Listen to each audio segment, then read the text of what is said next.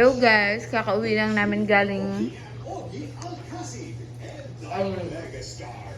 Molina Bacoor.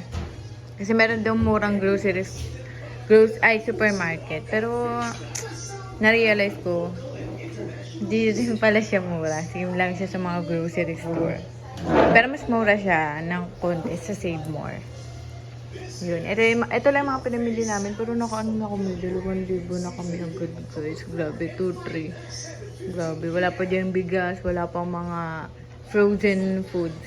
Ayun lang. Mga kailangan lang talaga. Pambaon nila gabing Oreo, biscuit, tsaka tong ice gel. Itong Selecta 45 milk. Pancake ni Gavin. Bumili lang ako nitong ground black pepper. And new bake with bread. Tapos meatloaf, pambaon din. Uy, bakit nakatabi naman yung yung insecticide sa pagkain? Si Gavin nag-ayos. Siya yung nag-request na bigyan daw. Namimiss niya na mag-grocery haul. Ayan, yan. Panligo, sabon.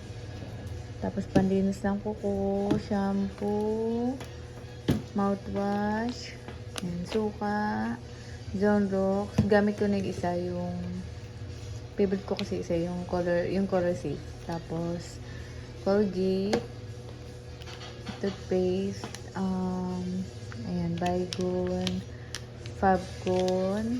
Tapos, ito, pinaka-favorite ko ngayon. Holy Grail ko to ngayon. Itong Champion Liquid Detergent. Mabango siya. Tsaka hindi siya masakit sa ilong. Amoy lang talaga siya. Fresh na bagong laba. Tapos, favorite kong palaman.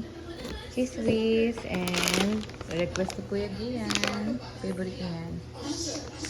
Oatmeal na Quaker. So, ayun lang.